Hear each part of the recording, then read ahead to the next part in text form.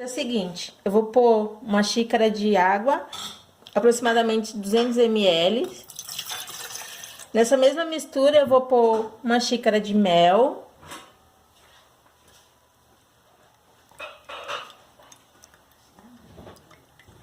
Essa mistura aqui, ela vai pro fogo só até levantar uma fervurinha. Assim que levantar a fervura, a gente já desliga. Não precisa deixar ferver muito. Então, depois que a gente coloca o mel, acrescenta a canela em pau. Não precisa ser muita. E o cravo. Aí essa mistura aqui, eu vou pôr agora um pouquinho no fogo. Da parte. Então, uma xícara de açúcar normal. Meia xícara de açúcar mascavo, que dá aproximadamente 70 gramas. E o chocolate em pó, 50% de cacau. Então, eu vou fazer essa mistura aqui, porque logo em seguida eu vou fazer a mistura com aquele líquido que tá fervendo ali.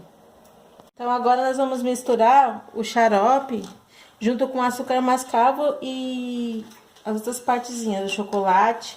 Então, a gente peneira para as partes de cravo e canela não ficarem no pão de mel.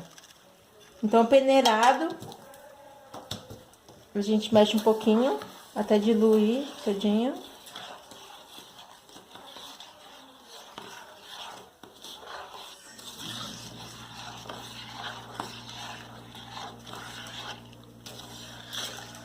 Então, depois que diluiu toda, a gente vai acrescentar o bicarbonato junto com a farinha de trigo. 15 gramas só de bicarbonato. Mexe um pouquinho. Agora, essa parte com a farinha de trigo, nós vamos acrescentar dentro dessa outra massa aqui. Então, pode ir acrescentando aos pouquinhos. Nessa mesma mistura, que a gente for acrescentando a farinha de trigo, vai pondo também o leite, que é uma xícara também de leite, a mesma medida. Para a água, a medida do leite. Aí vai acrescentando um pouquinho de leite, aos pouquinhos. Vai fazendo toda a mistura até ficar toda a massa consistente.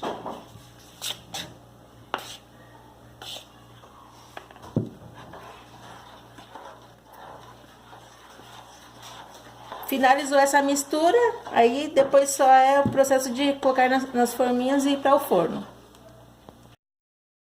Então, após fazer a mistura toda, o próximo passo é untar as forminhas. Então, vamos pesar aqui para tirar o peso da forminha.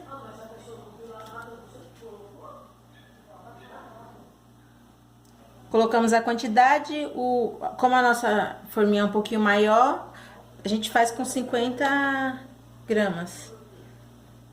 Depois disso, colocou a massa em todas as formas, levar ao forno por aproximadamente 30 a 35 minutos, depende do tempo.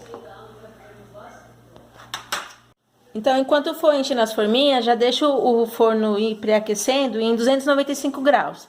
Depois que preencheu, só pôr tudo lá no forno. Então, depois de assadinho, a gente vai dar um cortezinho aqui pra poder rechear. Então, cortou, pode deixar a tampinha dessa forma aqui. Fazer um furinho na massa, tira essa massinha e põe o recheio dentro. Logo mais mostraremos como banhar pão de mel. Agora que recheamos, vamos banhar no chocolate.